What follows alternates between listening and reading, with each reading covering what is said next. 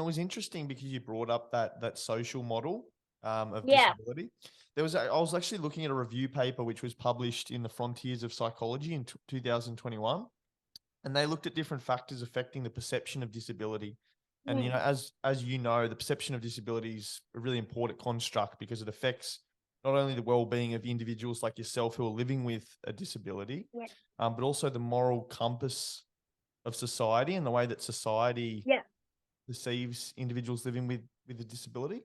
And Yeah. so there's the two conceptual models. There's the medical model, Yeah. which looks at disability as I guess, a feature of that individual, and it's caused by disease or trauma, which is, as you said, it'll be interesting to hear about the incidence Yeah. of that type Yeah. 3 mutation that you were talking about. Mm. Um, but so not moving away from that medical model, I guess now you're kind of paving the way for a focus more on that social model Yeah. and raise more No, awareness yeah, to how it's like more of an attribute of the absolutely. individual, but it's a societal created problem, as Mhm. opposed to, Yeah. being based around that individual and the pathology behind it. Yeah, so I mean, like the medical model sees the disabled individual as a problem and a problem, that they need to Yeah. solve on their own. So it's like, right, well, shit to be in a wheelchair, but that's your problem. Yeah. Like, you know what I mean? If you and I were to like go to a restaurant, the restaurant, the lift was broken, and me as a wheelchair user, you'd be like, oh, sorry about that, Sam. See you later. I'm gonna go enjoy this meal. So the medical model, so very much focuses on what the individual can't do and really pushes for a cure. So it puts the onus on that individual. Whereas, the social model is like, well, actually, let's stop blaming disabled people for their conditions or the way they were born. And I'll give you a really good example. So, I'm currently in central London.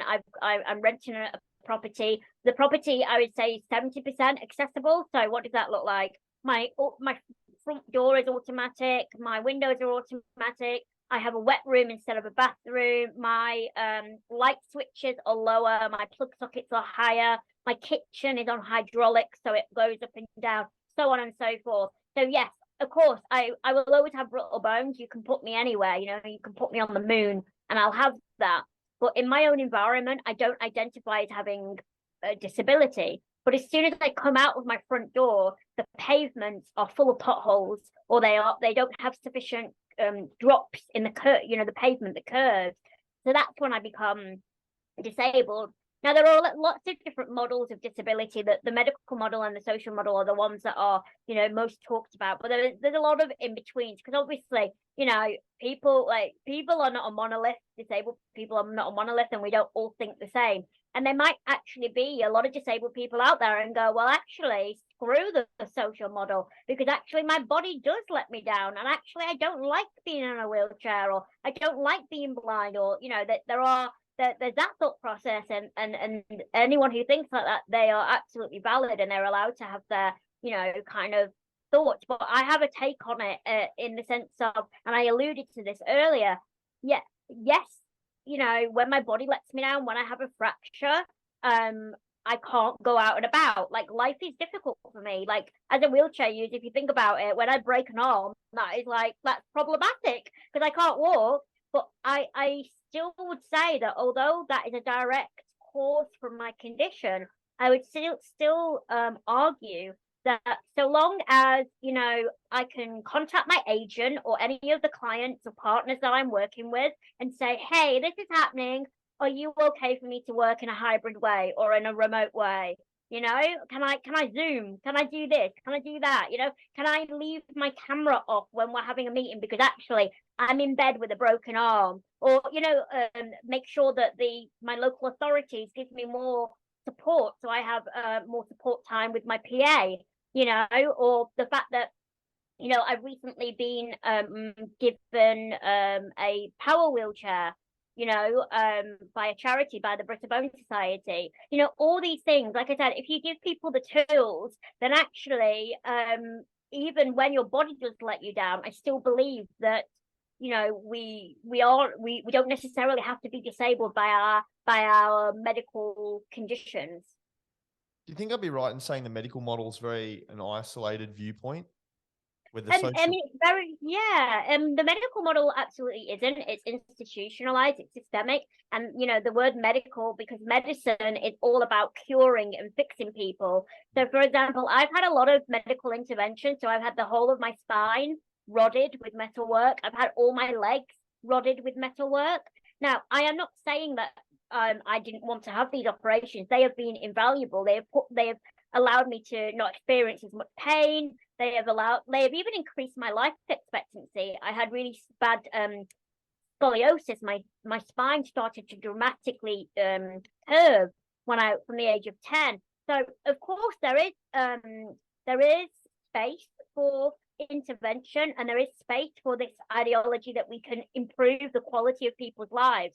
But the difference is I've also had medical interventions such as cutting the back of my tendons at the back of my ankles, cutting them to make them shorter. And the only reason I had these really invasive, painful operations, which meant that I was out of school, away from my peers, in a hospital. The only reason I had them was because society thought, so that was all the medical professionals, my family members, and so on and so forth. They thought that if they cut my tendons, I would be able to walk and my quality of life would be better because I would change how I was to fit into a walking world. Whereas in Social hindsight, model looks at the ergonomics of it. Yeah. I've never walked. Like I said, it was my problem to overcome. It was up to me to fit into a world that wasn't designed for me. So this is what we talk about when we talk about the medical model. I do a lot on female sexual health and the importance of creating awareness around that. I'm just recently I'm working with the University of Kiel over here on a research project to look at the barriers facing women, physically disabled women who go for cervical screening, and a lot of the provisions aren't set up, so women aren't even having smear tests because they can't access their GP services. And this is what, when we talk about the medical model, we talk about infantilization, we talk about kind of seeing disabled people as just their diagnosis and not human beings. A friend of mine, she wrote about it. She's got cerebral palsy, which means she has quite involuntary muscle spasms.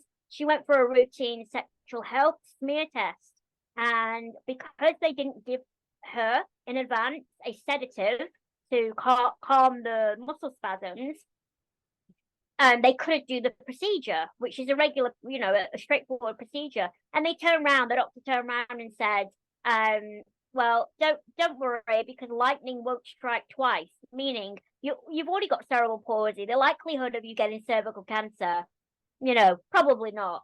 So this is how harmful and how institutionalized the medical model of disability is. And it's something that because when we're talking about medical and healthcare, people still see doctors and nurses and so on. Of course, we've got to respect them, but they still see them as their word is gospel. And actually, we need to step back and go, well, that might not be the case, because they are still very much in the mindset of wanting disabled people to change to fit into society.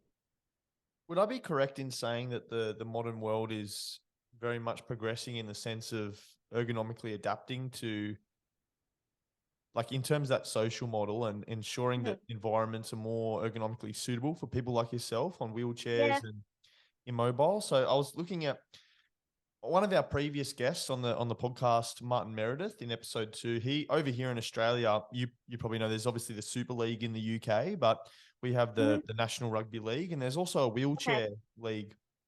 Now he was the chairman for that wheelchair league, and he also was talking a little bit about disabled athletes and the opportunities they have in the game as well.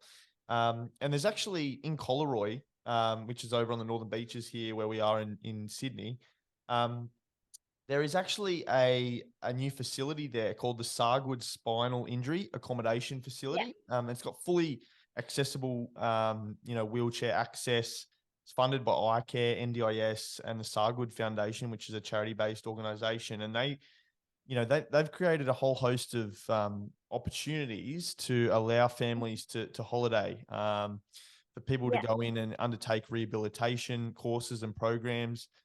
Would you agree with me in saying that the world is progressing in that sense, or are we still behind the 8 ball? So I get asked this question a lot, and I'm not diminishing any of the positive, what you just shared with me there. But actually, I often turn it around and go, is it getting better for who, and by what standard are we measuring this by? Are we measuring this by 20 years ago? But actually, society as a whole, we've moved on. So if I were to tell you that disabled people still do not have marriage equality, how would you feel about that? Yeah, well, I think you obviously look at that, and you look at those two models we just discussed, and the medical model would suggest that this makes things difficult for individuals living with a disability. But from a social model perspective, you say, well, in terms of equality and ensuring that the environment is suitable for that individual can foster a relationship between someone living with a disability, and then someone who is living without a disability like osteogenesis imperfecta. So I guess as you say, there's two different models, and there's different perspectives we can look at that issue. But I guess in terms of the environment that surrounds the individual, in my perspective, is the most important thing, the way which we support those individuals to foster their ability to experience life in a way that it's almost like a handicap in golf, for instance, someone who's a more got athletic prowess or a better skill set in a certain sport. For instance, golf, they have a different handicap to someone who's more of an amateur.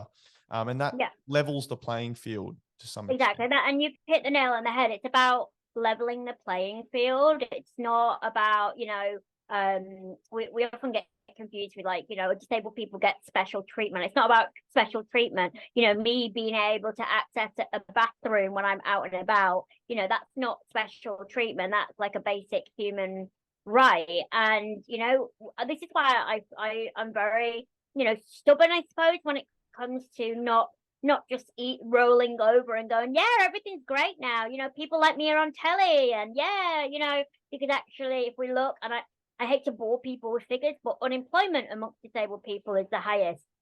Women with disabilities are twice as likely to be sexually assaulted. We don't have marriage equality. Most of the time when I leave my own house in London, which is like supposed to be one of the best cities in the whole entire world, most of my local facilities in the area still don't have step-free access. So when you're making these comparisons, then no, I do not think we are at a level where we need to be. And a lot of that is because we don't have the legislation with law that has, I suppose, repercussions. We have the Equality Act, we have the Reasonable Adjustments Act in the UK, but it's such a grey area. There's so many kind of get out clauses, like it says, oh yeah, everywhere has to be accessible except blah blah blah blah blah, and it's a bit like, well, if the law isn't on our side. I always use a really good example when I used to travel quite a lot on the train system. I love traveling on the train. But on a train, no matter how big or small the train is, there's only 2 spaces for wheelchair users. If that is blocked, if someone else is on there, you're not legally allowed to get on the train. And a lot of people will just abuse that space by putting their luggage, leaving things there and blocking it. There is a sign there that says, this is priority by law. Yeah, this is priority by law. But why do people still put things there? Yeah, I can resonate with that. Yeah, even back when I was in primary school, high school, I remember getting on the bus after school, coming home, and there's those 4 in Australia. You have the buses, and there's 4 on each side, 4 disabled seats right at the front of the bus for easy access. And I still remember kids taking up those as soon as they jump on the bus. They would occupy those seats first. it's bit, you know, it goes back to, you know, well, disabled people don't have normal lives. We don't go to work. We don't have boyfriends. We don't go clubbing. We don't socialize. We might go to hospital now and again. So there's that kind of really medical model, negative, stereotypical view. But also because the law, there's no, for me, and this is a personal opinion, there's no consequence. If you had the sign there that said this is priority by law, anyone abusing this space will be fined £50 on the spot. Do you think people would abuse that space? No.